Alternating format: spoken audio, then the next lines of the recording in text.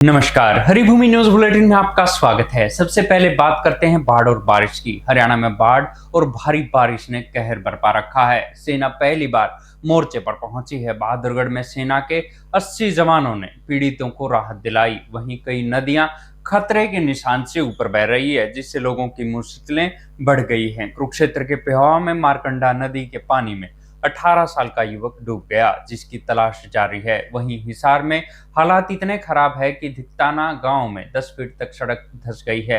हिसार, चंडीगढ़, कोटपुतली, बठिंडा और दिल्ली हिसार जैसे 3 national highway पर 2 फीट तक पानी भरा हुआ है, जिससे यातायात पूरी तरह से ठप हो गया है। हरियाणा की प्रमुख नदियां जैसे यमुना, घग्गर, मारकंडा और टांगरी खतरे के निशान से ऊपर बह रही हैं। यमुनानगर के हथनी कुंड बैराज में जलस्तर कम होने के बाद फ्लड गेट बंद कर दिए गए हैं, जिससे कुछ राहत मिली है।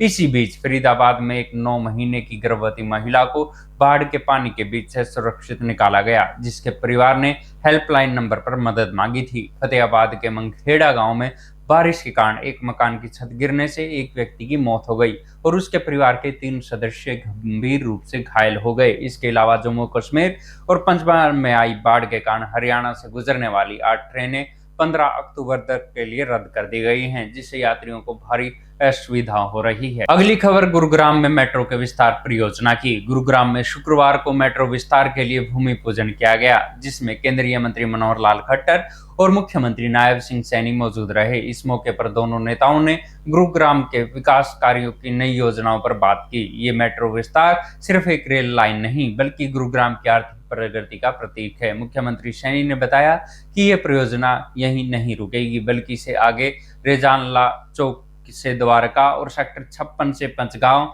और रैपिड मेट्रो कॉरिडोर को दिल्ली करनाल और दिल्ली नीमराना और गुरुग्राम फरीदाबाद तक बढ़ाया जाएगा। इससे लोगों को ट्रैफिक और प्रदूषण से मुक्ति मिलेगी। मनोहर लाल खट्टर ने कहा कि केएमपी के साथ साथ सरकार तेजी से विकास कर रही है। आर्टिबल रेल कॉरिडोर भी बनाया जा रहा है, जिससे गुरुग्राम सीधे चंडीगढ़ से जुड़ जाएगा। मुख्यमंत्री ने यह भी बताया कि सरकार स्टार्टअप्स को बढ़ावा देने के लिए विश्व स्तरीय इनक्यूबेटर स्थापित करेगी और सेमीकंडक्टर निर्माण का हब बनाने के लिए भी नीति तैयार कर रही है। ये सभी परियोजनाएं गुरुग्राम को एक ग्लोबल कैपेसिटी सेंटर राजधानी बनाने के लक्ष्य की ओर एक बड़ा कदम है। अब बात करते हैं स्कूलों में पढ़ाए जाने वाले एआई सिलेबस की। हरियाणा का शिक्षा विभाग अगले शैक्षणिक सत्र यानी 2026 से स्कूलों में एआई का सिलेबस लागू करेगा। इसकी शुरुआत कक्षा 9 से होगी और धीरे धीरे इसे 12वीं तक बढ़ाया जाएगा।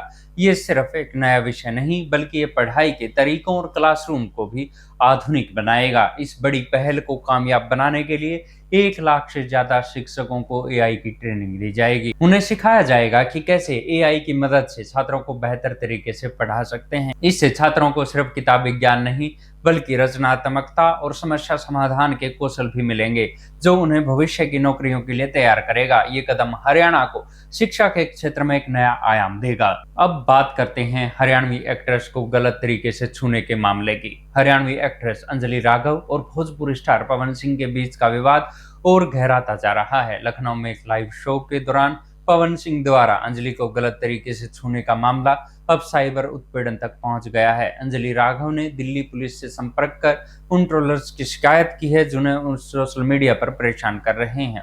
उन्होंने 20 से अधिक इंस्टाग्राम आईडी की एक लिस्ट सौंपी है, जिनसे उन्हें अश्लील मैसेज, मीम्स और फेक वीडियो भेजे जा रहे हैं।